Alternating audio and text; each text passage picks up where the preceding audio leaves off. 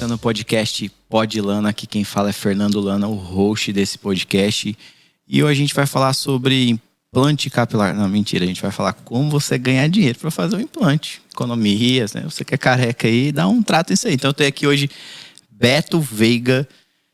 Vou ler o currículo dele aqui, vai alguns minutos para eu ler aqui tudo que está no currículo.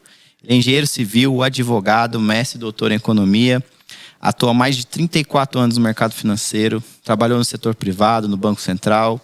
Hoje ele é consultor especialista em regulação bancária, direito bancário, empresarial, econômico e de defesa do consumidor.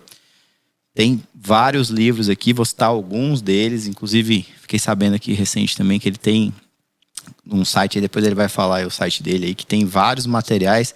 Inclusive, publicou um dos primeiros...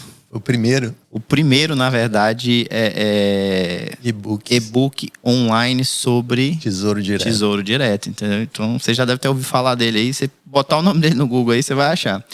Então, vou falar alguns livros aqui. Case com seu banco, separação de bens. O que as mulheres querem saber sobre finanças pessoais. Interessante aí, um homem falando sobre o que as mulheres querem saber. Isso é uma pesquisa. É uma pesquisa. Tranquilidade financeira. E a gente vai falar hoje sobre, de forma geral, sobre educação financeira. Eu acho que tudo isso gira em torno de um processo, né, educativo. E então, não se esqueça de se inscrever aqui no canal no YouTube. Para você que gosta de escutar, a gente também está no Spotify, então não deixa de seguir lá. O arroba meu no Instagram é Fernando Lana, do podcast é Podlana Oficial. E do Beto é o.betoveiga, arroba o.betoveiga no Instagram, para quem tiver alguma dúvida depois e quiser conversar com ele também. Mas de preferência, dá uma comentada no vídeo aqui, que isso ajuda a gente nos números, né, nas finanças no YouTube. Então vamos lá, Beto. Muito obrigado pela sua presença. Eu conheci o Beto por indicação, já vi alguns vídeos dele aí no YouTube. Enfim, tem muita coisa para nos ensinar, então quero agradecer muito o seu tempo de estar aqui hoje. Mesmo não me conhecendo, veio aí com toda a disposição em trazer um pouco do seu conhecimento, então sou muito grato pelo seu tempo. Então, bom, já te apresentei, conta um pouquinho aí também da sua história, como é que você chegou a fazer tudo isso? Desde menino você já pensava em números, como é que começou lá na infância? Dá um oi pra galera e conta pra gente um pouquinho. Então, primeiro agradecer a gente conversou, né, e realmente dessa indicação foi interessante, porque a gente viu o trabalho e eu valorizo, por conta desse tempo que eu também estou na internet, eu sou há muito tempo, aí, já desde 2005 com o meu blog, né, foi em novembro de 2005 que eu comecei um blog justamente para poder trazer esse lado de investimentos para as pessoas que não tinham acesso, que só tinham acesso por conta de instituições financeiras e tudo mais.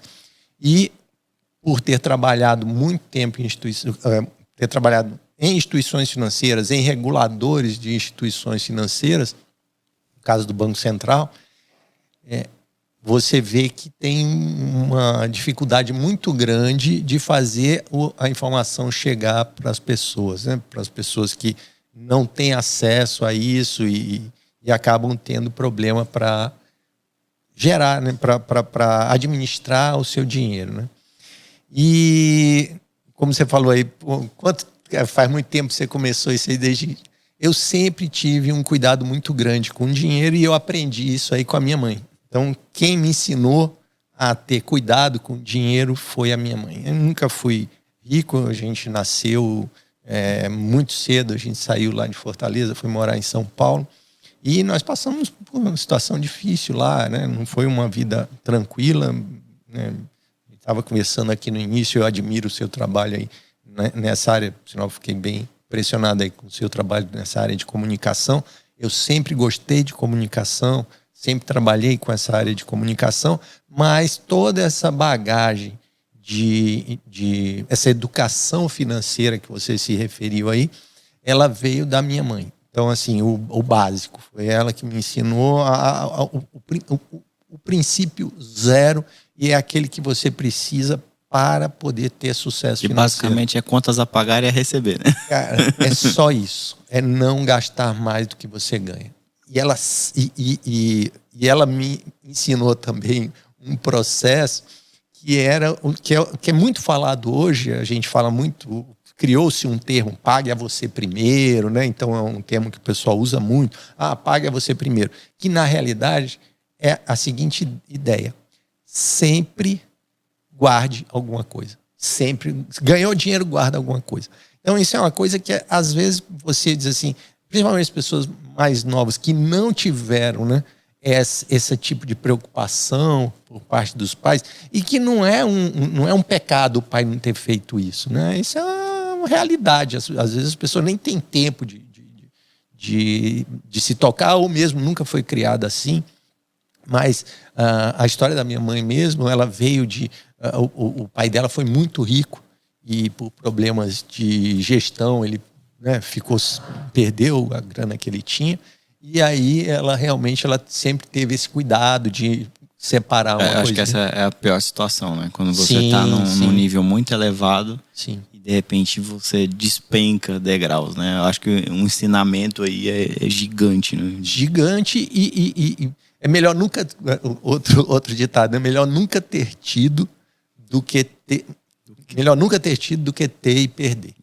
Né? Porque a perda ela é complexa e assim, eu não quero trazer aspectos aqui econômicos, mas uma das características principais com relação ao consumo é que as pessoas elas tendem a consumo, aqui eu estou falando bem ampla a história, tá? As pessoas tendem a espalhar o consumo no tempo. Isso é, elas não gostam de ver o consumo delas subindo variando demais. Elas gostam de ver o consumo dela meio que, lógico, numa crescente, mas sem muita variação. E se você tem uma perda, obviamente o seu consumo desce fortemente, né? Porque você vai ter que se readequar e tudo mais. Então, assim, ela passou por isso e me ensinou desde cedo a sempre separar uma parte e tudo mais, que era para aquilo. Então essa foi a educação financeira. E se a gente tem alguma coisa para passar para as pessoas que estão aí assistindo a gente agora, ainda que seja um clichê, ainda que seja um lugar comum, não gaste mais do que você ganha. Aí você vai ter toda aquela preocupação de falar assim, mas a população brasileira ganha mal pra caramba, né? Tá todo mundo ferrado, não tem emprego para todo mundo, né? A grana é curta, cobertor, né? Cobre a cabeça, descobre o pé. Então, assim, sim, isso é verdade, né? Mas dentro do que você puder fazer, faça isso, porque lá na frente a coisa... Por menor que seja, por mais difícil que seja, lógico que tem a mínima condição de viver, né? Existe uma mínima condição de viver. Para você mudar a sua realidade, ou você vai ter que dar um pouquinho a mais de si, né? Enfim, por mais que você esteja com longas horas de trabalho, não tendo um ganho maior, você vai ter que se esforçar mais, né? Às vezes naquele momento não vai ter o retorno que você gostaria de financeiro, mas você vai ter que se dedicar de tempo, de estudar alguma outra coisa, de se aperfeiçoar. Eu escutei recentemente, eu sou péssimo, né? Quem que acompanha, que eu sou péssimo com citações, porque eu não lembro o nome das pessoas e, enfim, é uma falha. Eu quero que lembre o meu depois. Né? Quem passa aqui, né? Quando eu tenho contato visual e proximidade, eu lembro. Mas, enfim, eu escutei isso num podcast, a preocupação, e eu até concordo, né? Eu estou citando porque eu concordo na população brasileira, é que a questão hoje que nós estamos vivendo não é das pessoas ter o mínimo da condição de viver, né? Daquela pobreza de dinheiro. O problema vai ser da pobreza mental, da falta de pensar em como empreender e como mudar. Isso cada vez que, sei lá, surge uma inteligência artificial agora, né? A gente fala, o problema não é a inteligência artificial, é como você utiliza ela, a bagagem que você tem para utilizar ela. Só que ela acaba beneficiando os setores, né? Pessoas se desenvolvem em cima daquilo e começam a desenvolver negócios em cima daquilo, e isso acaba prejudicando outras pessoas. Então, essas pessoas, né? A grande massa que está ali, que, poxa, se você hoje sei lá, faz bolo para vender. E surge alguém que vende bolo na internet e toma seu mercado, né, de certa forma. A questão é, o que você vai fazer agora para empreender ou para mudar o seu negócio ali, ou empreender ele de alguma forma para ir para a internet, ou você mudar até de segmento. Então, talvez você vai ter que fazer um curso de uma outra coisa para poder mudar a sua realidade, empreender. Então, senão a gente vai ter daqui a pouco 50, 70 milhões de pessoas inúteis. Essa é uma preocupação, e eu concordei isso porque realmente vão ficar inúteis. Não vai ter nem o mínimo do mínimo, porque não conseguiu ir para esse próximo. Então, assim, para essa próxima fase. Então, eu acho que, assim, esse podcast também é um pouco disso, né? Experiências reais de vida, que quem estiver escutando isso, que é uma informação de graça, que está aqui, que tentem se atentar, sabe? Tem muito conteúdo na internet, tem muita coisa que você pode, se você só sabe pintar, por que você não aprende a colocar um piso? Você sabe colocar um piso, por que você não aprende a pintar? Por que você não aprende a instalar uma porta, a instalar algo que esteja, sabe? Diversificar aquilo que você faz, empreenda naquilo que você faça, para você não virar um inútil. Literal. Porque é isso que a informação e a tecnologia... Até que nem fala tecnologia, porque a palavra tecnologia já é passada, né? Enfim, a gente já vive isso. Falou, né? A gente já vive todo o avanço. Então, acho que tem que ter uma preocupação em relação a esse fomento, né? Não só de ganhar o dinheiro, mas de aprender outra coisa, para que você ganhe depois esse dinheiro, senão você não vai conseguir nem garantir o mínimo do mínimo. Então, essa definição que você trouxe aí tem um termo, né, que é o tal do capital humano. Então, o capital humano é justamente isso, é você ter geração de valor no ser humano. E o ser humano, ele pode aprender, ele pode se valorizar, como ele pode se desvalorizar, né? E você citou vários exemplos aí das coisas que estão acontecendo. E é engraçado porque tem em 1945, mais ou menos, 1940 e tanto, que foi nos anos 40, um dos economistas até que bem polêmica a situação atualmente com esse negócio, essa polarização do Brasil. Mas o Keynes, ele escreveu um artigo na época que falava que ao final do século, as pessoas trabalhariam 15 horas por semana. 15 horas por semana, por causa da previsão que ele fazia com relação à questão do desenvolvimento tecnológico. E obviamente, ele não tinha a menor noção de internet, nem passava pela cabeça dele, mas pela previsão dele. E tem um estudo que foi feito, inclusive tem um livro que foi escrito com relação a esse artigo, esse pensamento do Keynes, e que trouxe uma informação muito clara, que é que, na realidade, grande parte dos trabalhos que estão sendo feitos hoje, grande maioria deles, é totalmente inútil. Tá? É meio que enxugar gelo. Tá? E tem um outro livro, eu só me lembro, não sei se eu vou lembrar o título completo dele, mas era Custo Marginal Decrescente, alguma coisa, Sociedade do Custo Marginal Decrescente. É até um livro que eu acho que é alguma coisa por aí, não vou cravar não, mas é alguma coisa por aí. Que ele fala do seguinte, da questão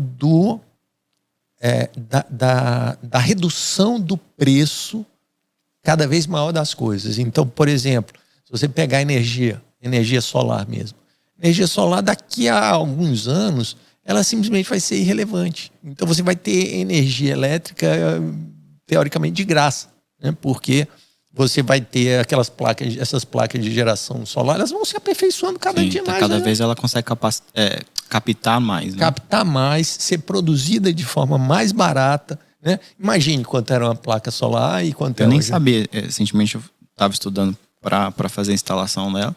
Sabia que as placas hoje, né, posso estar falando bobeira aqui, mas foi uma descoberta minha. ela capta em cima e embaixo. Então agora por isso que tem essas fazendas, né, de placas. Por isso que tem brita ou é mais para poder refletivo para poder captar dos dois lados, por baixo também, entendeu? Tipo, então, assim, imagina, a energia solar vai ser um lance que vai ser de graça, né? Energia elétrica, né?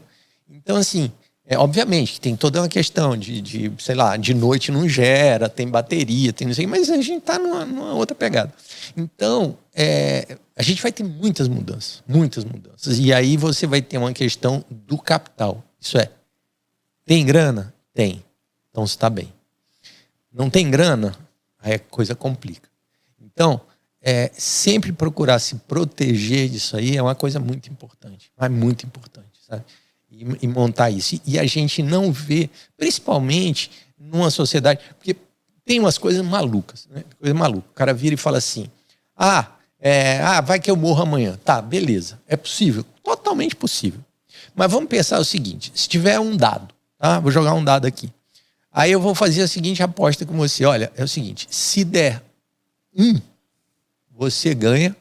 E se der qualquer número acima de 1, eu ganho. Certo? Eu vou fazer a pergunta. Você apostaria R$100 comigo numa aposta dessa? Só se vai jogar um dado acima de 1. Senão... Exatamente, só se você for acima de 1. Então, veja, se você vira e fala assim, eu posso morrer amanhã. Olha a aposta que você está fazendo. É um dado que tem, dependendo da sua idade, mas vamos lá, se tiver 30 anos, tá? Dependendo do seu, como é que se diz? É um dado que tem 70 não, vamos lá, 76 mais ou menos é a expectativa de vida. Mas se você chegar a 30 anos, é quase 80, tá? Então, veja, tem 40 lados e um lado só é você morrer amanhã. Então, que aposta maluca é essa que você vai apostar num dado que você vai morrer amanhã? O troço não é macabro, não, mas é para meio que mostrar para a turma que essa justificativa, não rola. Tá entendendo? É como se tivesse... É o mesmo exemplo da aposta. Muitos não, né? Eu vou viver, não vou poupar nada agora, tipo porque isso. Amanhã eu posso morrer. Não, lógico. Você tem que viver, você tem que aproveitar, mas você também tem que poupar, porque a expectativa é que daqui 10, 15 anos você esteja vivo, que você esteja com menos capacidade de trabalho, talvez, em outras condições, e que você vai precisar ter poupado para poder continuar com a vida que você quer. E o legal é o seguinte, é que tem uma frase do Warren Buffett, que você agora, estou sabendo que você é investidor de ações, aí você sabe quem é o Warren Buffett, se o nosso espectador aí não está sabendo, é um dos maiores investidores do mundo. Vai né? achar um monte de coisa. Você procura aí, dá um Google aí, você acha o Warren Buffett, e você vai... E ele tem uma frase que diz o seguinte, que se você... Ele tem uma citação dele que é o seguinte, se você não conseguir ganhar dinheiro enquanto você estiver dormindo, você vai ter que trabalhar para o resto da vida. Certo? Para compensar. Não, para poder... Porque se você... Então, porque senão você não vai... Você precisa montar um processo que você dormindo, você ganhe dinheiro. Né? E aí... Você pode dormir, vai chegar um ponto que você pode dormir mais, porque você vai ganhar mais. Então o pessoal às vezes reclama, eu estou aqui, estou trabalhando e tal, não sei o quê. Mas, cara, você pode ir comprando o seu descanso com o tempo.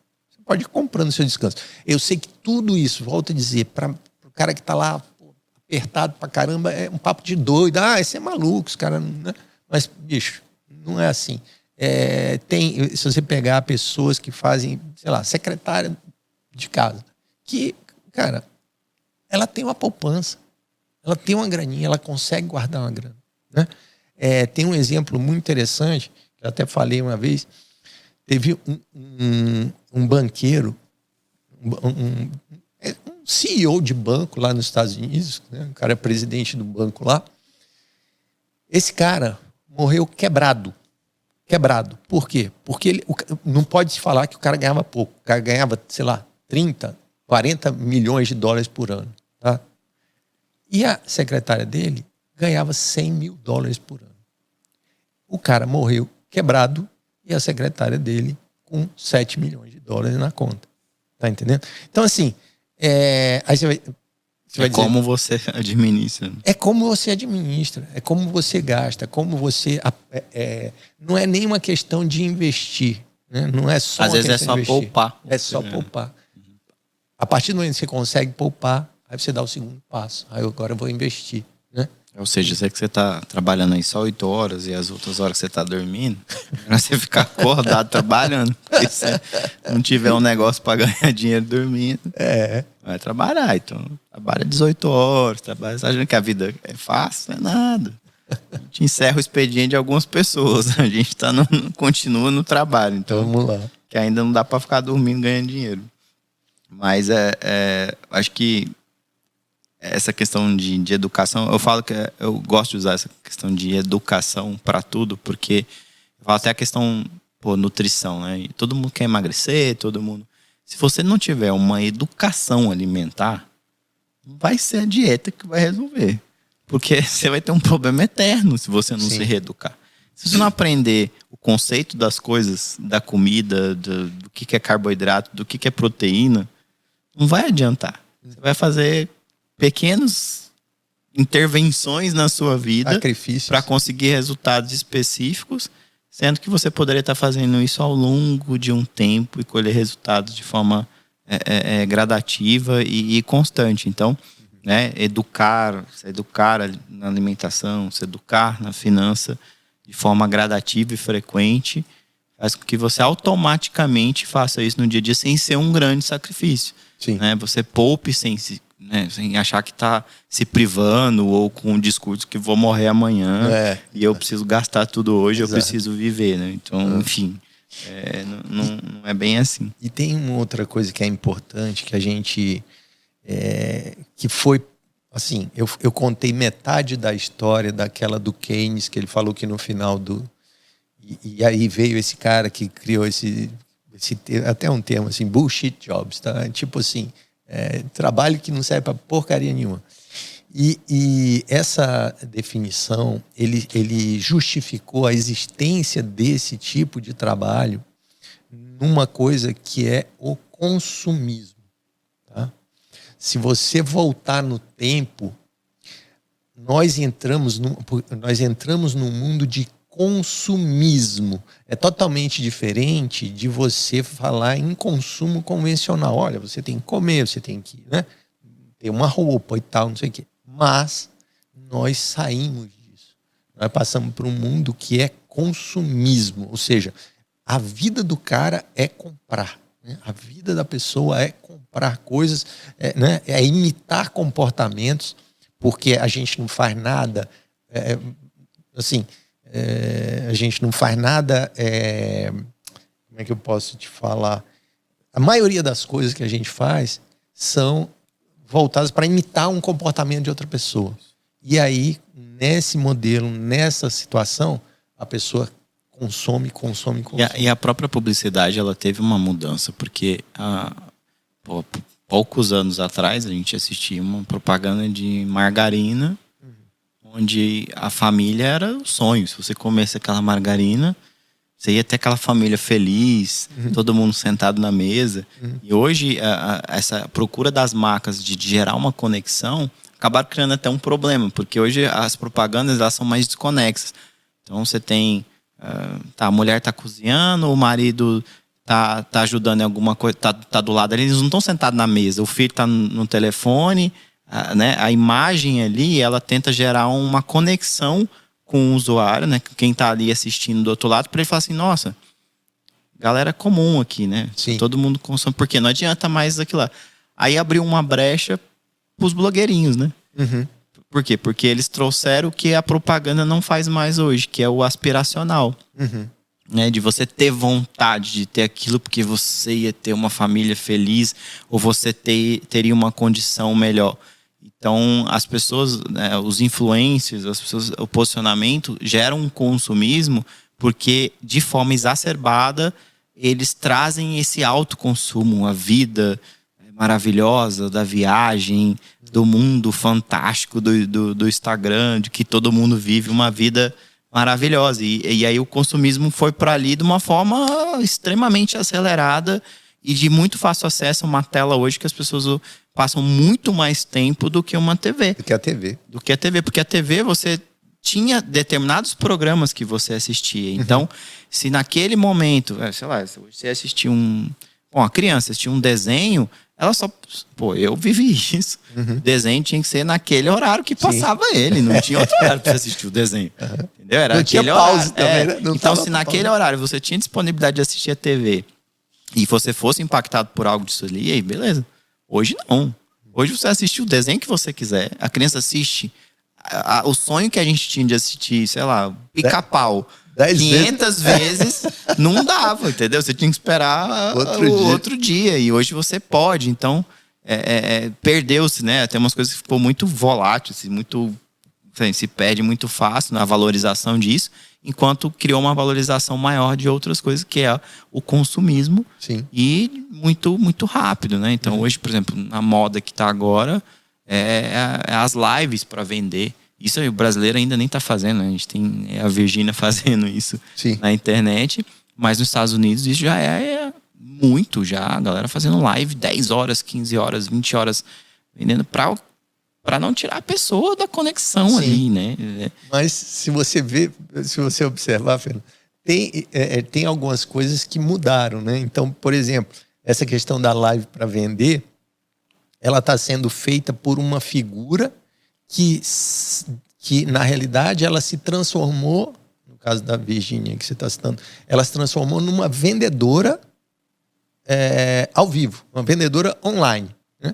E ela consegue atrair as pessoas para... Não, é um show business ali de venda. Mas se você pegar, por exemplo, a gente... E com alto poder de persuasão, com capacidade, né? Até falando assim, vende porque porque é treinada, porque ela entende o público. Isso. É porque, tipo assim, sabe que o consumo é daquela forma e que, enfim, hoje o Instagram não tem um link ali no live para você conectar e vender, porque na hora que tiver a venda, as pessoas ainda não conectam, né? Não é fácil, né? A plataforma não facilita isso ainda. Então, a pessoa tem que sair, tem que clicar no link, tem que ir para outro lugar. Acaba ainda não tendo isso Atrapalhando o processo de venda. Tem um atrito no processo de venda. Exatamente. Mas mesmo assim, é um mercado... Na realidade, como é que se diz? A gente está jogando as pessoas numa situação de consumismo gigante e gerando uma necessidade dessas pessoas de gerar mais dinheiro. Quer dizer, ela tem que gerar mais dinheiro para poder entrar naquela... Aí, se for fazer um contraponto, na verdade, você tem várias emissoras de TV, né? Você... Sim. Isso aqui, esse canal, isso aqui é uma emissora de TV. A gente consegue ter uma audiência que uma TV tinha. Então, uma publicação... Hoje, numa rede social, consegue ter uma audiência de uma TV. Sim. Então, você tem várias TVs. Você assiste várias TVs o dia inteiro, com posicionamento diferente. Mas com alguns agravantes aí. Porque, por exemplo, a TV... Não, o agravante já está aí. Já, não. Qualquer um pode fazer isso. O problema, eu não diria nem que é o fato de qualquer um fazer. O pior disso é o seguinte. É que a gente é totalmente modelado. Então, antigamente, você tinha lá... Antigamente, assim, né? Você tem um programa de televisão, você tem um programa de televisão que está falando, está mandando uma mesma mensagem para mim, para você, enfim, as pessoas das mais diversas, uma criança que está ali assistindo, talvez um adolescente. Só que, o que acontece, cara? Hoje, não. Hoje, a mensagem ela é teleguiada. Então, você tem as redes, elas conhecem você mais do que você próprio se conhece. Então, você recebe uma mensagem totalmente teleguiada. E aí, quando você tem essa mensagem teleguiada, as suas emoções estão à mostra, as suas dores estão à mostra. É o que você quer no momento certo. Exatamente. E aí vem aquilo lá para trazer aquele conforto, né? Quer dizer, opa, cheguei aqui e tudo mais. Então, cara, quando você tá passando o dedinho ali... eu queria comprar um sofá. Nossa, apareceu um sofá. Apareceu um sofá, né? Nossa, que coisa, que coisa incrível. Mas o pior é o seguinte, é que provavelmente, na evolução, não vai aparecer o sofá aleatório. Vai aparecer aquele sofá que em um determinado momento você achou bonito. entendeu?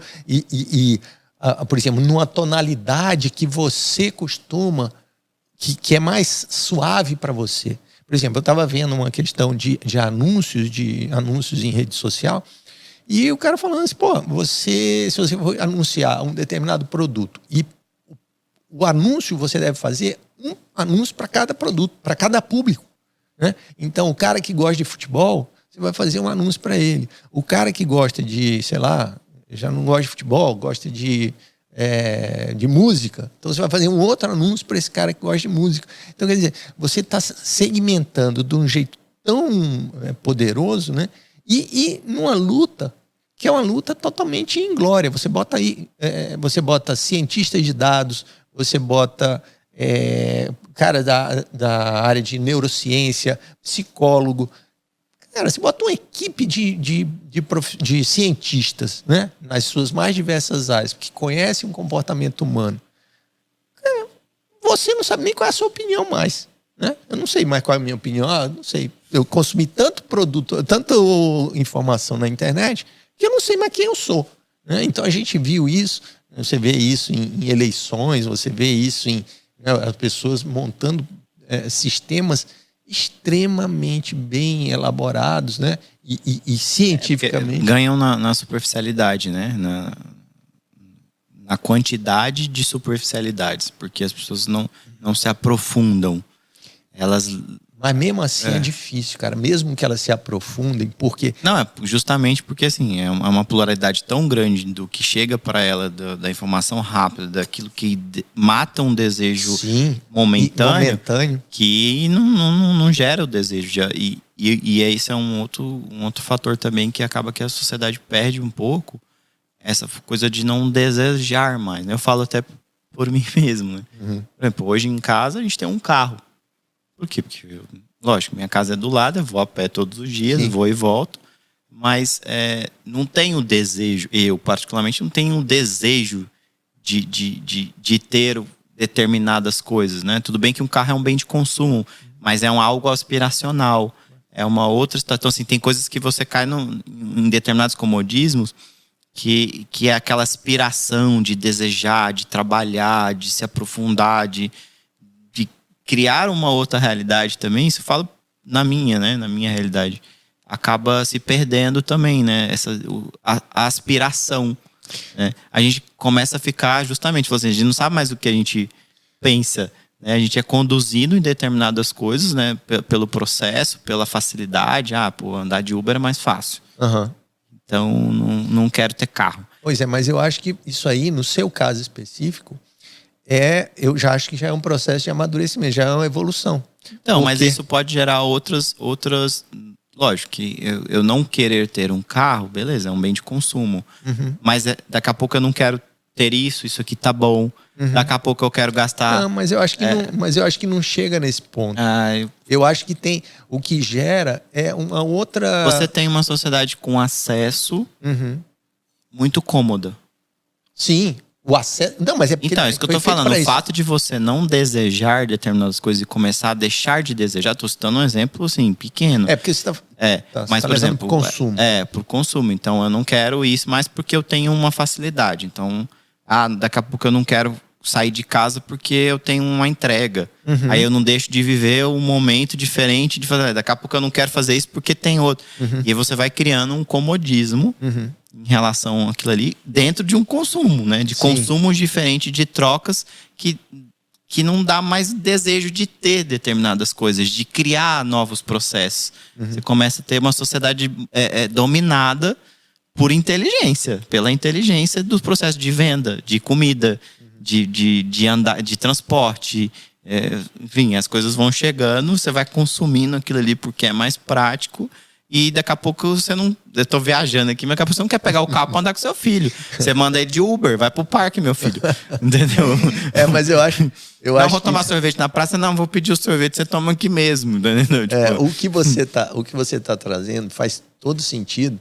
E acrescentando a isso, né, você tem o fato da inquietação humana, né? Então, algumas pessoas que são inquietas por si. E essas pessoas, elas provavelmente vão se sentir elas vão se sentir talvez mais incomodadas, e você provavelmente já está se sentindo um pouco incomodado com isso, senão você não estaria nem falando. Eu tô dando um exemplo porque isso começa a gente gerar uma reflexão. Claro. Mas vamos, assim, quero escutar de vocês também alguns conselhos. Conselho. Assim, acho que a gente já falou de alguns, a questão de desafios que as pessoas têm nessa questão das finanças pessoais mesmo, né, de controle. Mas o que você diria que, assim, vamos falar pro brasileiro mesmo, né? O que seriam grandes dificuldades, grandes desafios hoje pro brasileiro não conseguir controlar as suas finanças pessoais? O que tá faltando aí? O que é uma grande dificuldade que você vê, tantos anos trabalhando dentro da área econômica? Enfim, o que tá faltando, né? Enfim. Não, eu acho... Fala aí, né? Fala aí. Não, eu tenho como a gente já começou, eu acompanho esse processo do tratamento das pessoas com relação ao dinheiro, né? Como elas lidam com o dinheiro, embora eu sempre fui mais pro lado daquelas pessoas que já tinham passado essa fase de ter o problema, porque para mim a gente tem uma questão matemática, quer dizer, toda a matemática da pessoa saber lidar com dinheiro, ela aprende na 5ª série, que é somar, subtrair, multiplicar e dividir, só, acabou-se. Então, se ela souber fazer essas 4 operações, ela sabe que se ela ganha, sei lá, 10, ela não pode gastar 15. Pode ser ganhar 10 e gastar o cartão 15. Tem mais 10. Achar que... Esse meme aí não é verdade. O pior é isso, é que as pessoas, ainda que elas... É engraçado, porque eu não tenho dúvida de que a pessoa tem consciência disso, certo? Não tenho dúvida. Então, às vezes ela faz e também não estou culpando essa pessoa. Eu acho que tem uma questão maior, que é uma questão social, uma questão psicológica e tudo mais. Criação mesmo. Eu vi... Não, às vezes até os pais dão uma criação nesse sentido, mas o filho não consegue capturar aquilo porque, às vezes, até é a oposição à criação. Então, o cara se rebela com aquilo. Exatamente, vai para o contra. Então, assim, são trocentos pontos aí que podem gerar. E aí eu me dediquei mais a olhar para o lado do investimento. Por quê? Porque a gente tem uma relação com o investimento que é uma relação extremamente complicada. Da mesma forma do crédito, tá? Da mesma forma do crédito acontece com o investimento. Vou dar um exemplo do crédito. O cara passa o dia todinho pesquisando na internet qual é a melhor geladeira que ele vai comprar e não sei o quê, parará, descobre tal da geladeira que achou um desconto, parará. Mas ele não faz a mesma... Ele precisa de crédito para comprar aquilo, vamos imaginar. Ele não faz essa mesma ginástica, ele não faz com crédito, entendeu? Então, ele pega o crédito que tiver na mão, ali em cima, lá por perto dele, e vai e torra aquele negócio.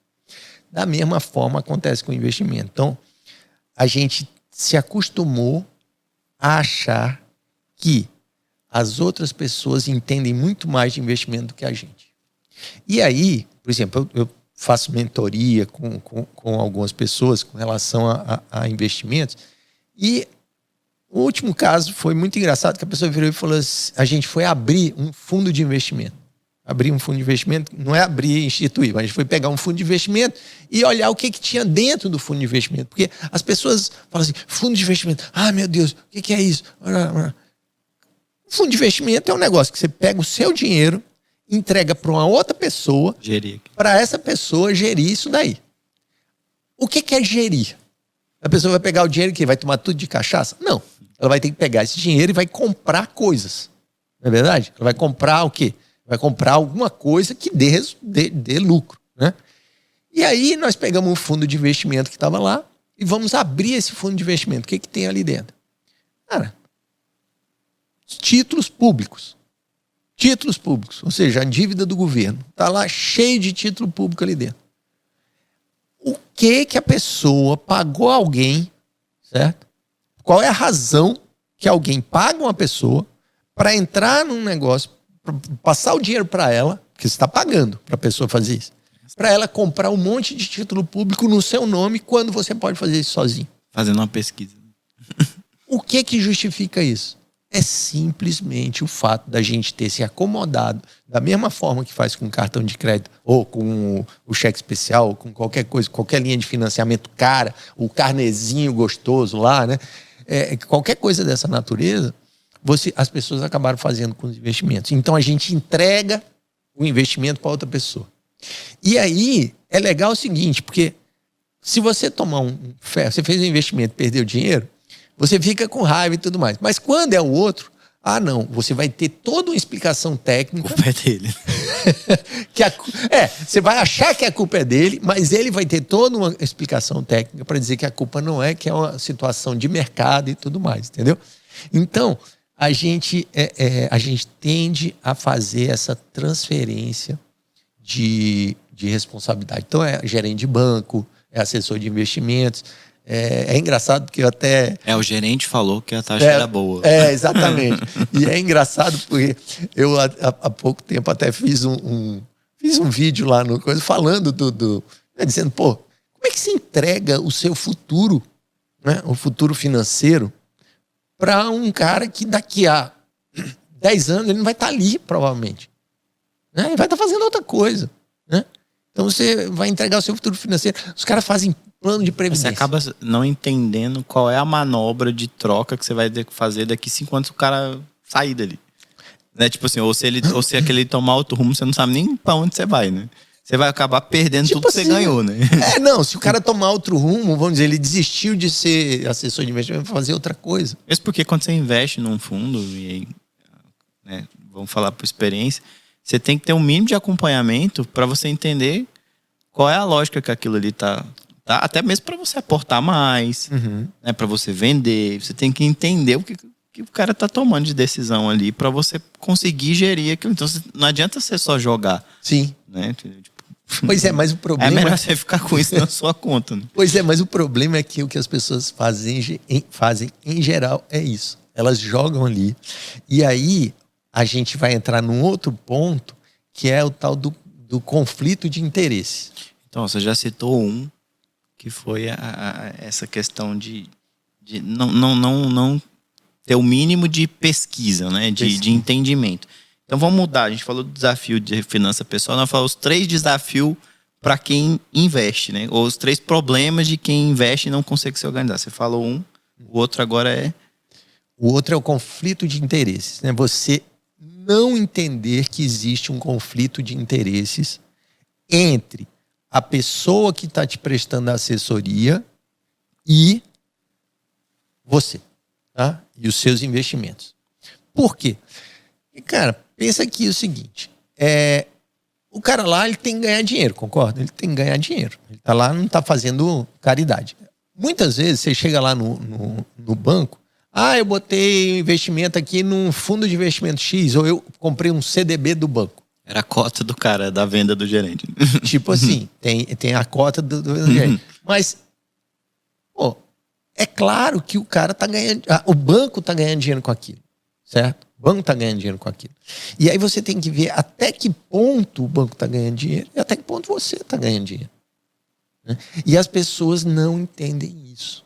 As pessoas não conseguem perceber que elas, às vezes, estão pagando valores... Eu vou dar um exemplo. Se você pegar, vamos pensar aqui numa aplicação comum aí, que tem aí o pessoal fala muito, o CDB, uma LCA, LCI e tudo mais.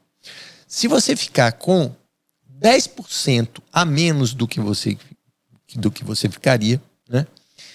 Em um ano, tá?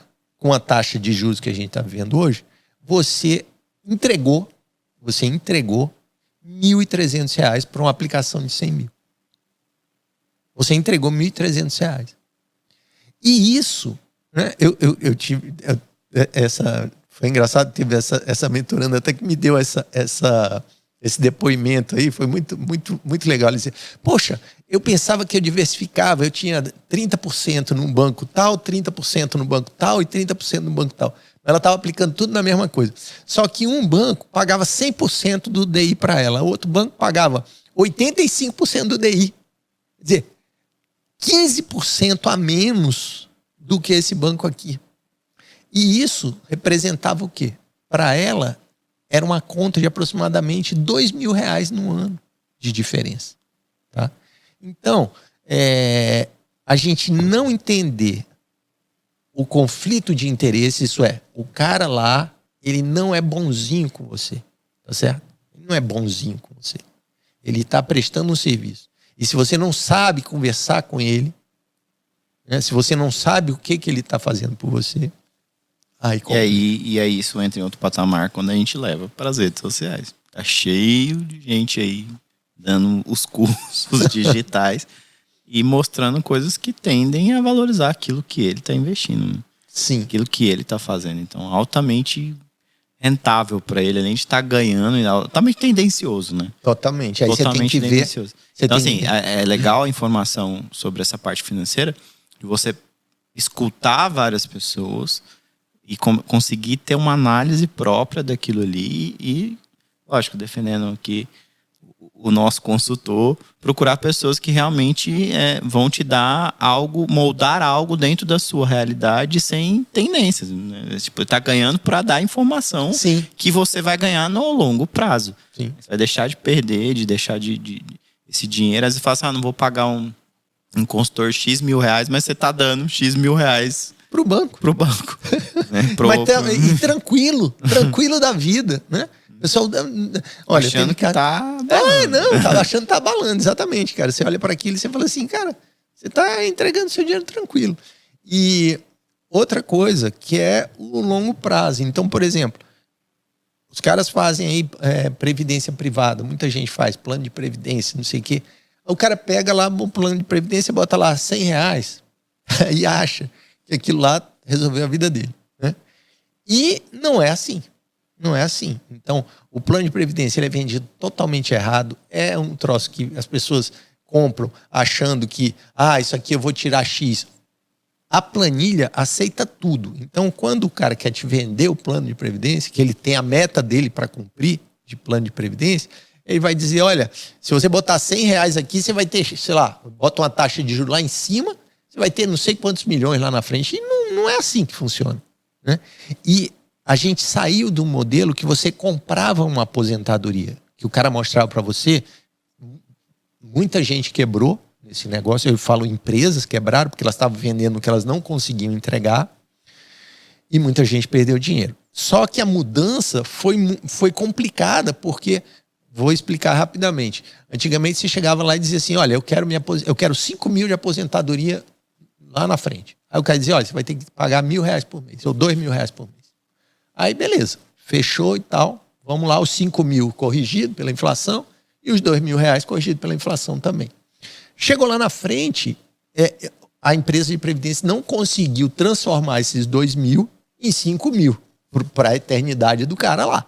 Não conseguiu. Então, quebrou. A empresa quebrou. Hoje, a solução que o pessoal deu para o problema é o seguinte. Quanto é que você quer ganhar? 5 mil. Aí o cara vai dizer assim, expectativa de vida e divide isso. Não é só isso. Ele vai pegar isso e botar numa planilha. Vai botar numa planilha e vai dizer assim, olha, se isso que eu botei na planilha der certo, esses teus 2 mil aqui vira 5 mil lá na frente. Só que, muito provavelmente, vai dar errado. Tá certo? Muito provavelmente vai dar errado. Então, hoje não tem nenhum compromisso de que você está pagando aqueles 2 mil, você vai receber 5 mil lá na frente. Nenhum, zero. É o que chegar lá, você vai começar assim. Isso, é o que chegar lá. E quando chegar lá que você vai ver, entendeu? Então, assim, tem muito de desconhecimento e eu acho que é extremamente importante que as pessoas elas tenham a capacidade, né, de parar para olhar uma coisa que é passada para as pessoas como se fosse um bicho de 7 cabeças, né, um terror, uma coisa, né, horrorosa, e não é fato, é uma coisa que para aprender a dirigir o cara não vai para a escola, né? Não tem que ir para a autoescola para aprender a dirigir. Você tem que aprender mínimo, né? Para poder conduzir algo, né? Uma pessoa, alguém tem um mínimo de diálogo. E assim, pô, você falou aí os erros dos que estão começando. Começando não, na verdade que tem pelo menos um conhecimento, né, do contas a pagar e receber, que poupa um pouco ali. Pulou essa fase e tá errando nesse outro ponto. E para um investidor um pouquinho mais experiente, assim, o que você daria de conselho, assim, qual que seria o papel desse consultor, né, de quem ali poderia auxiliar ele num escalonamento maior ou, enfim, nessa outra fase? O maior problema que eu vejo, né, na realidade, é que as pessoas, elas, mais uma vez, elas têm muito pouco. A gente está falando aqui. É que meio que, na verdade, até reformular um pouco. Tá. Seria um pouco nesse nível, né, em outro patamar de investimento, quais os riscos que elas têm que estar cientes, porque a perda é um pouco maior do que, enfim, existem outros fatores de riscos maiores. Então, o que eles devem estar cientes, né? Ô, Fernando, eu vou só, voltando àquele exemplo lá do cara que era o banqueiro lá, né, o presidente do banco lá, que morreu na falência, totalmente quebrado, e da secretária dele que morreu que tinha os 7 milhões. Essa questão do desinteresse, ela passa por toda a cadeia alimentar, vamos dizer. Então, mesmo um cara que poupa, sei lá, R$500 por mês, o cara que poupa R$10 mil por mês, que investe R$500, que investe 10 mil, existe um desconhecimento, né? Existe o desconhecimento. E esse é o problema, né? Então, o problema do desconhecimento é o maior problema.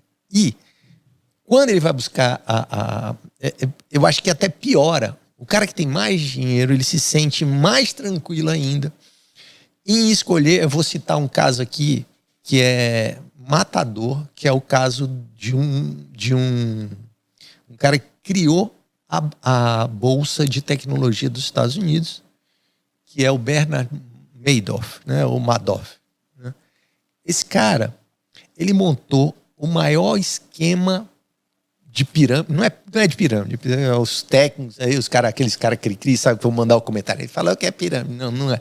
É o esquema Ponzi, né? Mas para os nossos, né, que não são tão cheios de frescura aí, sabe? É uma espécie de pirâmide, que é o seguinte, que ele montou o maior esquema de pirâmide dos Estados Unidos, esquema Ponzi dos Estados Unidos, e fraudou dezenas de bilhões de dólares. Inclusive, ele trouxe quer dizer, quem perdeu dinheiro, a fundação do Bill Gates perdeu dinheiro lá. Tá?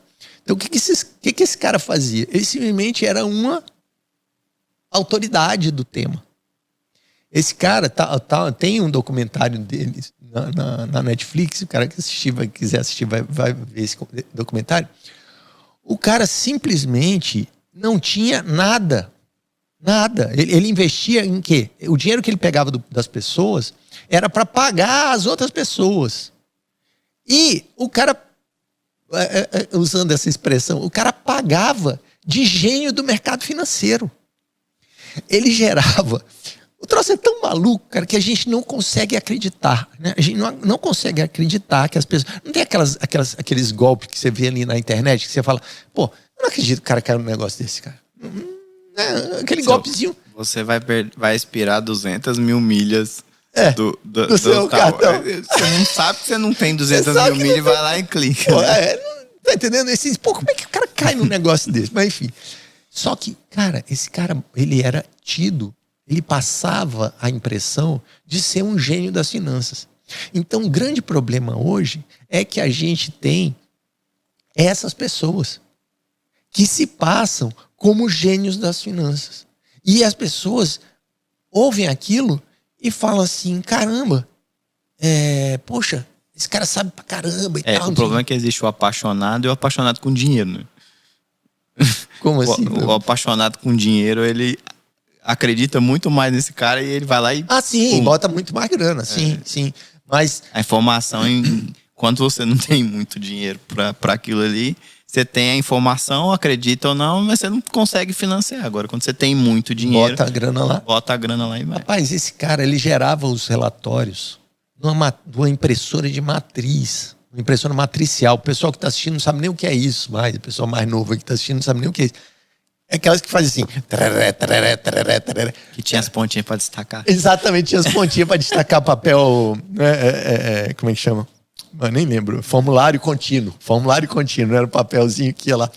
Então, essa parada aí, o cara fazia isso agora. Isso aí num papel, o troço impresso ali do nada, sabe? Ele tinha uma área que os caras desenvolviam o software para gerar aquele documento. E onde é que estava aplicado o dinheiro? Ninguém sabia, ninguém perguntava, tá entendendo? Então, assim, só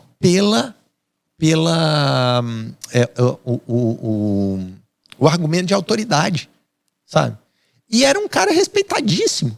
Então, essas figuras estão andando por aí, fazendo cara de paisagem, sabe? Fazendo aquela cara de que saca pra caramba e não sei o quê. Quanto mais arrogante, pode ter certeza, mais longe está da verdade. Um lance muito engraçado, que aí volta também, o Warren Buffett para mim é o... Cara, porque ele é um cara que... Ele tem e ele expressa isso, ele tem uma forma de investimento, uma forma de interpretação do investimento, que é o seguinte, racionalidade pura. Então tem um lance que ele fala, que é o seguinte, ele não entende como é que o cara chegava, ele não entende como é que as pessoas chegam de Rolls Royce em Wall Street, né? Onde lá, como se fosse aqui no Brasil, chegasse lá na Faria Lima, enfim, do carro XYZ, para pedir conselho de um cara que foi trabalhar de metrô. Sem qualquer questão, né? Sem qualquer questão de preconceito, o que ele está dizendo é o seguinte, você é um empresário, você entende de negócio, você sabe como é que funciona o negócio. Aí, com toda a tua inteligência de negócios, você abre mão disso, você abre mão da sua inteligência de negócios para achar que um cara do mercado financeiro sabe mais do que você. E aí você pega o seu dinheiro que você sabe investir. Por telefone ainda. Por telefone ainda. Aí você pega o seu dinheiro que você sabe investir, você sabe fazer negócio, você sabe multiplicar e vai botar num negócio lá que o cara falou, sabe? Vai comprar a criptomoeda XYZ. Pô, tenha paciência. Então, assim, é muito engraçado isso, porque eu vejo isso acontecendo às vezes comigo e não é que tenha, porque tem um lance que fala assim, é porque eu vejo que as pessoas têm uma expectativa. Eu tenho um amigo que ele fala muito, ele me fala uma coisa muito engraçada. Ele disse assim, você nunca me fez ficar milionário, mas toda vida que você falou que eu ia me dar mal, eu me dei mal.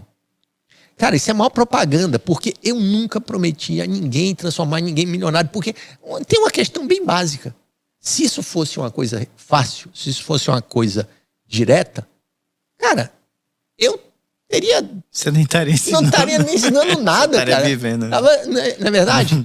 Então, assim, o que eu ensino, e lógico, não é que como as pessoas virem milionárias, é como elas não caírem em roubada, como elas maximizarem o que elas têm. Ao invés de acharem que estão ganhando, estão perdendo. Né? Exatamente. Como evitar isso. E como maximizarem o que elas têm dentro da possibilidade, dentro do mundo que é possível e sem mágica. E é a mesma coisa que o Warren Buffett fala. Então, quer dizer, ele não sonha com um negócio que vai gerar 10.000%, porque pode gerar 10.000% em 30 anos? Pode, mas pô, tá certo? As pessoas querem 10.000% para amanhã. Né? Então, assim, a grande questão a gente está conversando aqui, é sinceridade, é ver o que é fato, o que é realidade e sair do mundo da fantasia. Qual é o contraponto a isso? É que as pessoas não querem isso. As pessoas querem a fantasia. Né? Então, muitas vezes eu vou conversar com as pessoas, elas ficam olhando, pô, mas vem cá, como é que eu faço? Cara, tem como você fazer. Dá para você fazer. Mas a expectativa que você tem de ganho não existe. Não existe. Realidade. Isso. Não existe isso. Porque se existisse, sinceramente, eu transformaria, né, R$1 em 10 bilhões, não estava nem conversando aqui. Mas se você fosse, lógico, mais uma tentativa de como ensinar as pessoas a começarem a investir, o que você falaria, então, para elas? A gente falou de todos os problemas. Tá. Como é que a pessoa, então, faz, eu quero investir, conseguir poupar, aquela pessoa realmente que tem ali, o que você recomendaria? Certo. O que eu recomendaria? Recomendação é um lance super legal pelo seguinte. Muita gente fala assim, isso aí, as pessoas que me seguem, elas mudaram muito com relação às perguntas. Mas quem acabou de chegar lá, a primeira coisa que faz assim, o que você indica para tal coisa? Vamos pensar o seguinte, você tem um gosto musical, certo? Se eu pedir para você me indicar uma música, tá? Qual é o risco que corre? É de você me indicar uma música do seu gosto digital, do seu gosto musical. Você vai odiar. E que eu posso odiar. Posso achar ótimo, posso adorar, mas posso odiar. E aí, como é que eu resolvo isso? Eu resolvo isso aliás, como é que você resolve isso? Se você for me indicar a música, você resolve isso me ouvindo, né? Você vai dizer, vem cá, qual o gênero que você gosta? Ah, eu gosto de gênero. Vai sair pra onde? Não sei o que, parará. Aí você vai me dar eu vou te passar informação a meu respeito e você vai dizer, bicho, então eu adoro essa música, mas você não vai gostar. Mas tem essa daqui que é uma linha que é legal, é uma pessoa, é um artista novo que está saindo e tal, está fazendo um trabalho legal. Então, o grande erro das pessoas quando vão pegar uma coisa genérica, certo? É esse. Eu vou dar um exemplo. A minha paixão é pelo mercado, é por empresas. A minha paixão é por empresas, né? Então eu me apaixonei por empresas. A gente estava conversando aí, você falou, eu gosto do fundo imobiliário, mas eu não quero vender, não sei o que e tudo mais. Eu sou assim, muito parecido com você. Então, só que eu gosto de negócios. Então, o que eu gosto? Eu gosto de colocar o dinheiro num negócio que eu veja que tem futuro e que tem algumas características. Então, sei lá, é um negócio que tem um certo grau de perenidade, porque a gente não pode garantir perenidade em nada, mas que tem se mostrado perene, que tem um futuro, né, perene e tudo mais. A expectativa de perenidade, né? Então, eu gosto de negócio. Por quê? Porque eu acredito que a capacidade desse negócio gerar mais dinheiro do que a renda fixa é maior do que na renda fixa, né? Renda fixa aí, para quem não conhece, seria o CDB, poupança. Poupança é uma forma de renda fixa, né? LCA, LCI e tudo mais. Mas dá para todo mundo ir para isso que eu gosto de fazer? Não, porque a pessoa tem que ter um conhecimento melhor. Um empresário, cara, ele pode fazer o que eu gosto de fazer, que investir em empresas. Um empresário, o melhor negócio para ele seria isso. A melhor opção para ele. E eu não entendo por que os empresários, vários deles, não estão nesse negócio. Inclusive porque você tem a informação, pode até estar errada, a gente viu o caso da Americanas aí, que os caras estavam fazendo aquela confusão lá.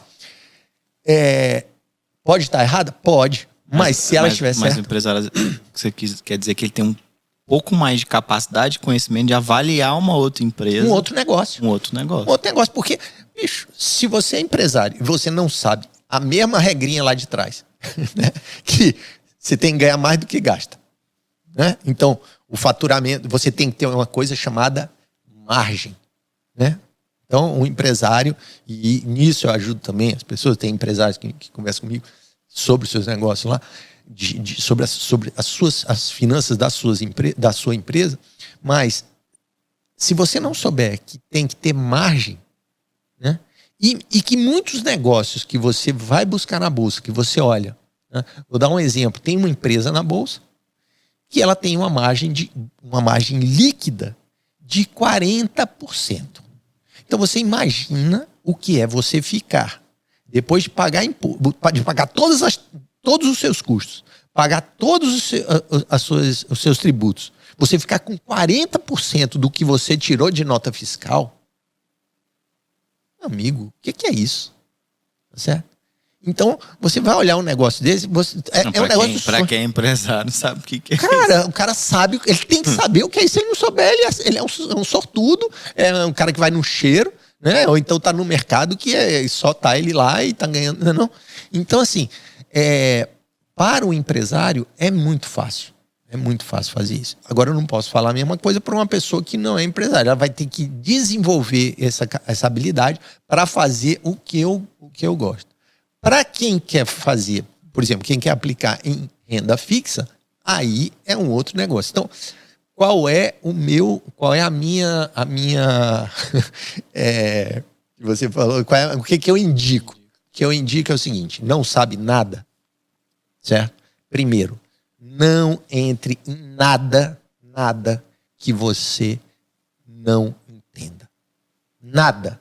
Se você não entende, você entendeu? Não entre. Fique de fora. Vai casar se você não conhece a pessoa. É o mesmo caso. Ora um pouquinho de antes, dá uma vinciada. Exatamente. E aí, a partir daí, você começa a dar os primeiros passos. Eu sei como é que funciona a poupança. Beleza. Sabe como é que funciona a poupança? Sei. Então, faz o seguinte. Tentam a LCA. Aprende como é que funciona a LCA. Aí dá esse primeiro passo. Né? Agora eu saquei. Entendi como funciona a LCA. Qual é o problema da poupança e da LCA? É que uma vez que você acertou as condições, aquilo ali vai até o final. Então não tem emoção. Não tem a possibilidade, como você falou agora, de eu ter um negócio aqui, sei lá, estourou e você foi para cima. Lógico, tem a possibilidade de dar ruim? Tem. Deus o livre, não vai dar ruim, vai dar super show, mas tem a possibilidade. Agora, se eu sei que tem essa possibilidade e eu separo um pedaço do que eu tenho para isso e deixo outro pedaço aqui, tudo bem, tá valendo, que eu posso pegar essa carona. Agora, a renda fixa, ela nunca vai me proporcionar esse tipo de coisa. A renda fixa é aquilo, é o que você acertou e um abraço. Existe até algumas pessoas que assim, meio que equivocadamente querem levar as pessoas a acreditar que dá para ficar operando renda fixa. Dá, é possível, dá, mas só que o nível de esforço que ela vai ter para fazer aquilo não justifica. Então, hoje, se você fosse falar assim, renda fixa é melhor que... Renda fixa é melhor... Melhor que guardar dinheiro no colchão. Beleza, show. É melhor do que, se ela souber fazer, é melhor do que guardar dinheiro no colchão. Porque pode ser que ela entre numa dessas roubadas aí, né? Que eu vou dar um exemplo também. Eu só tô trazendo, eu tô ajudando as pessoas, eu tô fazendo como meu amigo. Eu tô ajudando as pessoas a não se darem mal. Então, primeira coisa. Qual foi o rendimento que rendeu mais no mês de junho? Para que serve essa informação? Qual foi o melhor investimento do ano passado? Para que serve essa informação para mim? Nada. A menos que eu tenha o quê? Eu tenho a máquina do tempo, que eu vou voltar lá e fazer né? Eu pego qual foi a melhor e tal, volto lá e aplico e tal. Mas não serve para nada. Viver da glória que já passou. Exatamente. Né? Só se você estiver na glória, né? Se não tiver... Mas o problema é esse, é que as pessoas pegam o melhor investimento que foi do ano passado, aí entram. E aí isso é o que vai acontecer, a gente vai ver daqui a pouco, lá, talvez daqui a uns 3 anos, né, a gente resgatar esse podcast aí, vai mostrar isso pro pessoal, que é o seguinte, as pessoas entram nesse negócio que foi o melhor do ano passado, só que o que possibilitou que esse negócio fosse o melhor no ano passado, não existe mais, não está mais para frente, não vai acontecer mais para frente. E aí a tendência é esse negócio ir para baixo. Né? Então, a gente... Não interessa olhar para trás. Interessa olhar para trás para você tentar fazer algum tipo de associação. Aconteceu isso. De tempos em tempos, essa empresa ela tem um ganho evolutivo, ela está sempre investindo, ela tem... Você foi pro lado da empresa, eu estou indo pro lado eu estou indo pro lado aqui da como é que chama? Da renda fixa. Tá? Então, por exemplo, tem alguns investimentos de renda fixa que eles vão se beneficiar muito agora, tá? E que são investimentos que, principalmente em títulos públicos, Tesouro Direto, nos títulos com IPCA mais juros, títulos pré-fixados, esses títulos eles vão ter um benefício, já começaram a ter, já renderam bem pra caramba de março para cá, já foi um rendimento fora do normal, mas é aquela história, né? Mas você vai diminuindo essa possibilidade de ganho, né? Então, renda fixa, vamos corrigir. Se você vai começar, o que é melhor do que deixar o dinheiro no colchão? Seria uma renda fixa. A renda fixa, depois de se estiver errado, ela vai se corrigindo para não sair daquele patamar, né? Digamos assim, o mercado vai estruturando para ela ficar dentro de um ela cenário. É comportada. Comportadinha e ela é super regulada. Se ela subir demais, não, peraí, vamos ajustar aqui. Porque isso aí, na realidade, tudo tá meio em equilíbrio, sabe? Tudo tá meio em equilíbrio. Só que tem alguns momentos em que você sabe que algumas coisas estão fora do equilíbrio. E, em geral, a renda fixa não fica fora do equilíbrio. Mas outras coisas, sim. E aquela questão que, vamos esclarecer que tem muita coisa na internet, né? Não vão demorar muito não, porque o tempo tá acabando. Mas vamos lá. Aquela coisa de você ter um valor que é para mínimo guardado numa coisa mais confortável para você sobreviver, como se fosse o reserva de emergência. Tá. Ele estaria numa renda fixa? Sim, reserva de emergência estaria numa renda fixa, de preferência ou no Tesouro Selic, ou numa LCA, ou uma LCI de um banco. O pessoal vai criticar aí a LCA, LCI, porque tem um prazo para resgatar, mas assim, bota uma parte no CDB e uma parte na LCA, LCI de um banco público, porque ela se equipara a um título público em termos de segurança, né? Então você tem ali uma coisa que, por exemplo, o Banco do Brasil, por exemplo, ele não pode quebrar. Ele, por lei, eu quero quebrar, não pode, porque a lei proíbe. Então, assim, tem coisas que são diferentes do mercado privado. Caixa econômica, essas coisas assim, tá tranquilo. Então, é aquela grana lá. E uma coisa muito engraçada, você falou de reserva de emergência, até tem quem mandar no Instagram aí, eu vou fazer isso. Eu tenho uma calculadora de reserva de emergência para o seu perfil. Porque muitas vezes a pessoa fala, tem que guardar 10 meses, ou tem que guardar 6 meses, ou tem que guardar 1 ano, tem que guardar... Isso é o que? É um link? É alguma coisa? Não, eu fiz uma planilhazinha, tá? Que aí a pessoa entra lá na planilha, bota lá a situação dela, se ela mora com os pais, se ela mora sozinha. A gente consegue deixar esse link disponibilizado no... Ela não tá em link, ela tem um arquivo, a gente arruma um jeito. A gente faz um jeito aí. Vamos arrumar um jeito. E aí, então, beleza. Fez a reserva de emergência. Não quer encarar como reserva, mas quer começar, mas não quer guardar o dinheiro no colchão, põe na renda fixa. E aí começa-se a diversificar. Diversificar não é uma obrigação. Diversificar é um interesse. É igual o gosto musical. Igual o gosto musical. Pode escutar sertanejo, pagode, mas você pode não investir em todos. Exatamente.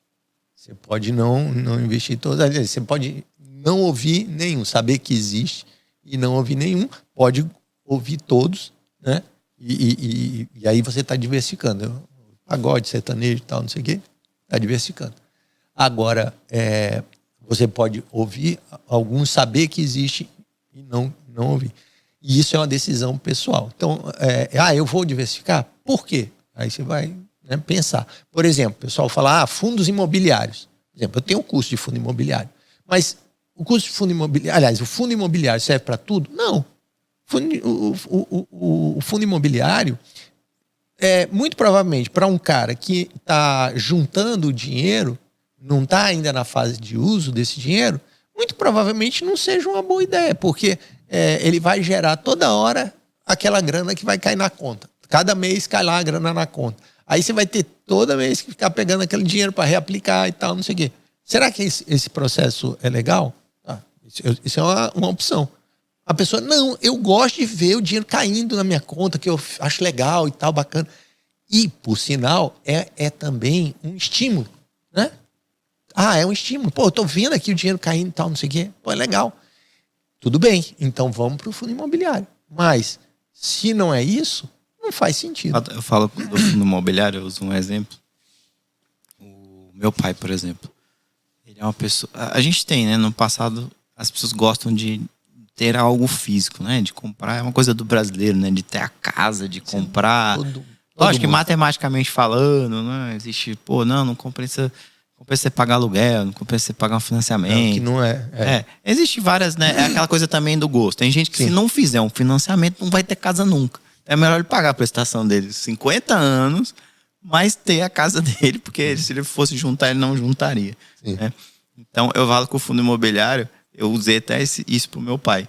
Porque, meu pai tá com 70 anos já. E ele fica comprando casinha, reforma, fica alugando. Eu falei, pai, pega esse dinheiro, você já tá numa idade, compra um fundo imobiliário. Você não vai ter um inquilino pra você ficar tratando direto e vai vir o mesmo dinheiro para você. E aí a gente colocou um pouquinho, aí ele viu que tá caindo. Ele já tem uns 3 anos já. Aí ele viu, agora é assim, tenho mais tanto. Viciou. Compra a casinha lá pra mim, entendeu? Então assim, por quê? Porque não dá dor de cabeça, ele não tem que ficar tratando isso de aluguel. Então eu acho que o fundo imobiliário eu gosto também, porque é uma forma também de você... facilita, né, pra pessoa que pensa ali, e também é um trabalho a menos, pra quem quer aquele dinheiro caindo, pra quem não quer ter aquela dor de cabeça. Lógico, tem questão de valorização, desvalorização. Tem mil coisas. Enfim, né? tem tudo assim como qualquer... Lógico, o mercado imobiliário, você compra um apartamento, a chance dele valorizar é maior do que ele desvalorizar. Você tem momentos de baixa, de queda, mas você não tem uma desvalorização absurda que aquilo ali né, vai se valorizando. Mas, por exemplo, eu só tenho 50 mil reais e eu quero comprar algo. Um fundo imobiliário é você comprar de certa forma, certo ponto, indiretamente, você não compraria um apartamento de 50 mil. Como é que você compra um apartamento de 50 mil? E tem aluguel daquilo ali. Não estou defendendo o fundo imobiliário, mas é uma linha de gosto, né? É uma linha de pensamento. Então... O fundo imobiliário até é muito legal, porque eu tenho eu gosto de deixar claro o que cada coisa é, entendeu? Então, por exemplo, tem fundos imobiliários que eles se comportam exatamente como você tá descrevendo aí. Mas tem outros fundos imobiliários que não. Que eles são muito mais... Eu vou dar um exemplo. Eu tive 2 fundos imobiliários de shopping. Eu volto naquela ideia que a gente já conversou lá atrás do conflito de interesses. O cara, quando ele é o administrador do fundo imobiliário, o que ele faz? Ele pega e ele tem um interesse ali. Qual é o interesse dele? O interesse mais básico é ganhar a taxa de administração. Isso é o interesse mais básico, mais chulé, vamos dizer assim, é o início, interesse de entrada. Qual é o outro interesse que ele tem? Tem vários outros. Então, por exemplo, ele está com um monte de dinheiro de outras pessoas que ele vai definir o destino. Ele tem negócios com outros prestadores de serviços do mercado financeiro. Né? Então, por exemplo, tem uma gestora de investimentos que ela tem acesso a outras pessoas. Então, veja, esse cara, ele para mim, ele pode não ser tão legal. Então eu prefiro, se eu for investir em fundos imobiliários, eu prefiro os chamados fundos de gestão passiva, que estão se acabando, não existe mais. Por quê? Porque você tira a capacidade do gestor fazer esse tipo de coisa. Então, eu ia contar a história do fundo imobiliário. O que acontece? Eu tinha um fundo imobiliário de shopping, outro fundo imobiliário de shopping. Esse fundo imobiliário aqui tinha um shopping e vendeu para esse fundo imobiliário. Ou seja, eu comprei de mim mesmo. Né? É lindo isso? Não, é péssimo. Por quê? Porque eu paguei aqui todas as despesas de corretagem, a despesa de cartório, a despesa de não sei o quê, porque o cara fala assim, mas no fundo imobiliário você não paga cartório, não paga... Não, você não paga para comprar a cota, entrar e sair. Mas os imóveis, obviamente, eles têm que pagar todas as despesas lá. Consultou para dizer se o preço era aquele e tal, não sei o quê. Então, gastei uma grana para o troço sair daqui e ir para cá. Pô, tá entendendo? Então a gente tem que ter sempre o cuidado para entender a dinâmica de cada produto, a dinâmica de cada investimento. E no caso do fundo imobiliário, eu tenho esse cuidado. Para mim são chamados de fundos de gestão passiva, ou seja, ele tem um prédio lá e ele vai administrar aquele prédio, acabou-se. fundos imobiliários de papel, que também o pessoal chama muito, fundo imobiliário de papel, que aí seu pai ia ficar muito chateado se arrumasse um fundo desse para ele. Mas são fundos que foram extremamente atrativos para a turma, porque tinha lá o rendimento, mas o que está ali atrás? Só dívida. É só dívida. Tem imóvel envolvido? Tem imóvel, mas você está... vou ter que... Toma uma aguinha. Oi? Tem dívida, aliás, tem um imóvel, mas é um imóvel associado a uma dívida. É um imóvel que, para o fundo imobiliário botar a mão nele, vai passar por um processo judicial, por um processo de cobrança, por um processo de execução, né? Então, e as pessoas entram no fundo imobiliário por quê? Porque ele está pagando rendimento mensal. Cara, isso não faz sentido para mim. Aí você vai dizer, mas o cara está ganhando não sei quanto. Mas não faz. Tem uma coisa que a chave não fechou ali, entendeu? Ali tem um negocinho que precisa de um ajuste, sabe? E esse tipo de detalhe é esse tipo de detalhe que eu gosto de trazer. Por quê? Porque quando a pessoa ela é independente, quando a pessoa não recebe comissão de banco, o cara, um maluco que escreve um livro, Case com seu banco, separação de bens, né? E que, nesse caso, na época desse livro, foi super engraçado porque teve esse livro saiu na primeira página do UOL, na época que era um dos principais, hoje é um dos principais portais, mas na época já era top. Assim, era um dos portais mais relevantes de notícia na época. E teve uma resposta da Febraban ao meu livro, ao que eu ensinava as pessoas a como não se deixar enganar pelo sistema financeiro. E teve uma resposta da Febraban dizendo... Tá até hoje na internet você acha essa matéria que é bancos são desleais com clientes. Então esse aqui foi o título que a jornalista colocou lá. E ela... como é que chama? A Febraban fez uma nota dizendo tipo o seguinte: o que ele está falando é certo, a gente está tentando melhorar. Foi tipo isso. Ela não falou que o que eu falei era certo, entendeu? Mas ela disse assim, a gente está tentando melhorar. Esse dia, meu gerente, se ele escutar isso, se ele escutar isso é porque ele tem interesse na minha empresa. Se ele não escutar é porque ele não tem. Mas ele falou, seu score tá baixo da empresa. Eu falei, mas o dinheiro tá aí, né? Que score é esse que você quer? Tá faltando um consórcio. Tá faltando um negócio. Eu falei, olha, deixa eu te falar, quando tiver uma coisa boa pra me oferecer, você me ofereça, mas isso não, por favor. Oferece por outra coisa. Então vamos falar de seguro. rodou e não sai do lugar. Oh, meu Deus, é isso aí. Essa é a realidade. Mas, bom, o papo tá bom, mas a gente vai ter que encerrar, porque já temos algumas horas aí. Mas assim, acho que de forma geral, tudo, vamos voltar lá para a temática principal, que é justamente a educação financeira mesmo. É a falta né? A falta de procurar, a falta de pesquisar, acreditar nas informações superficiais ou nos que se dizem muito profundo no assunto também, né? Isso é um problema, são dois extremos, né? Então, acho que mas tudo se resume a entender mais o processo, perguntar como é que aquilo ali funciona, como qualquer coisa na nossa vida, né? Como qualquer coisa. Então, você não... Por que você gasta horas pesquisando um eletrodoméstico para você comprar e você não gasta horas ou dias ou investimento? Você compra uma geladeira, 2.000, 3.000 reais, você fica 7 horas pesquisando aquilo ali. Você vai fazer um investimento de 30, de 40 mil reais, você tem que ter um mínimo, pelo menos proporcionalmente, o número de horas pesquisadas sobre aquilo ali para poder entender. Então, e quando você coloca isso no espaço temporal de vida, né, que você não vai morrer amanhã, que você tem que fazer isso por anos e colher os frutos aí, essa multiplicação de tempo é muito maior, né, de dedicação, de entendimento. Então, é justamente um processo de educação.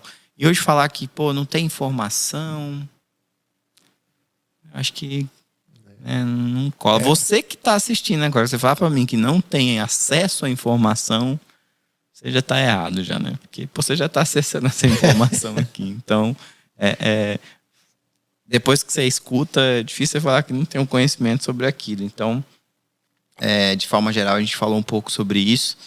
E, enfim, acho que é lógico que, no seu caso, né? Acho que você tem... A gente nem falou muito sobre os livros, mas eu vou deixar na descrição também os livros dele, os links, né?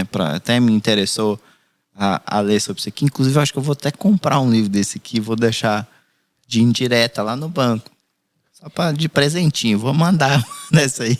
Teve vários casos, sabia, Fernando? Teve vários casos, o cara que chegou com o livro lá pro gerente dele, o cara, pô... Olha, se você... tem que estar de olho no futuro.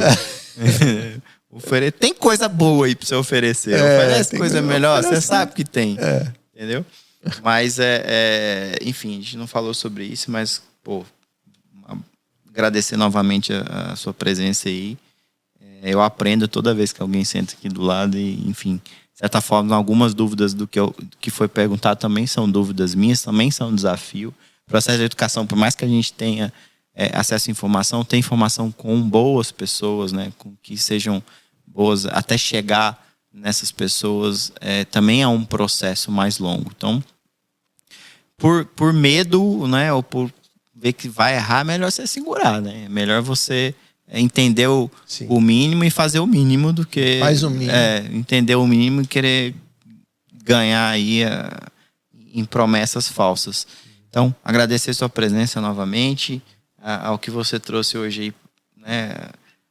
Muitos casos, você trouxe muitas coisas do que não fazer, né? Do que deve se prestar atenção. E, enfim, enquanto eu vou só dar mais um recadinho, você vai fazer o seu desfecho aí, mas eu quero que você pense no título desse episódio. Pensa aí, resume aí. Tem que ser aquele título tipo a manchete do seu livro. Então você pensa aí. Então, galera, não se esqueça. Vai pensando, hein? Eu vou voltar para você. Não se esqueça de se inscrever no canal. É muito importante que você dê essa força aí para a gente poder continuar a trazer informação. E manda para alguém. Eu acho que informação... se não serve para você, serve para alguém que você conhece. Então compartilha o link lá, manda o vídeo para alguém que você acha que tem que escutar. Se não é você dentro da sua família, se tem outra pessoa, não importa, sua esposa, mulher, marido, filho, quem toma as decisões ali dentro. Sempre tem alguém, né, na família que gere o financeiro, que tem aquela pessoa, aquele primo, aquele filho, aquela pai, mãe que você liga e fala, o que eu faço com o meu dinheiro? Alguém próximo. Então manda esse vídeo para essa pessoa, se ela precisa gerir melhor, se ela precisa entender um pouquinho melhor disso aí. Não esquece de seguir a gente no Spotify, seguir no Instagram, @FernandoLana, @PodLanaOficial, @o.BetoVeiga. Você tá com um cara, você não sabia quem perguntar, agora você achou. Então é só, sei lá, mandar um direct. Acredito que, assim como ele com toda humildade aí, respondeu ao nosso chamado e veio aqui sem eu nem conhecer ele, com certeza ele vai te responder suas dúvidas aí e vai te dar a orientação melhor. Então, muito obrigado novamente. Seus agradecimentos e o título. Tá, joia. Então eu agradeço a você que esteve, né, com a gente esse tempo todo aí, ouvindo esse podcast. Agradeço ao Fernando a oportunidade de estar aqui conversando, de falar para um outro público, porque, né, cada um tem o seu, acaba tendo o seu público na internet e tal, e também expandindo isso, e tentar levar uma mensagem que eu nunca, assim, me neguei a fazer, né? Sempre tive interesse de fazer com que essa mensagem chegasse a mais gente, porque era muito cômodo para mim simplesmente ter ido para o lado só de onde está o real dinheiro da história, que no sistema financeiro eu vim para tentar, para trazer, não foi para tentar, para trazer informação e para atingir o maior número de pessoas que essa informação puder. Então, agradeço bastante. É um papo, foi uma excelente surpresa, porque é realmente um papo que não foi você que aprendeu, acho que aprendi muito aqui conversando, inclusive antes aqui no nosso bate-papo. E você colocou um desafio aí que dar título não é uma coisa fácil, né? Pode tentar, gente. Depois então, dá uma reformulada. Dá uma porque o publicitário aqui é você. Mas, assim, o ponto, um tema uma coisa que eu colocaria uma curiosidade, que é como não jogar o seu dinheiro pela janela, certo? E um desejo, poder parar de trabalhar antes do que você imagina. E você não vai morrer amanhã. Tô brincando. Mas você faz essa aposta toda a vida com a seguradora, né? E a seguradora tem ganho vários anos. É assim que eles ganham dinheiro. Né? Exatamente. Você paga para não acontecer, né? Pois é, né? Engraçado, né? As pessoas pagam, fala que vai morrer amanhã, que pode morrer amanhã, mas paga o seguro de 1 ano, né? Exatamente. Então você tá apostando no mínimo em 1 ano no seu carro, na sua casa, mas em você não tá apostando. Mas enfim, obrigado aí, gente, pela audiência e até a próxima.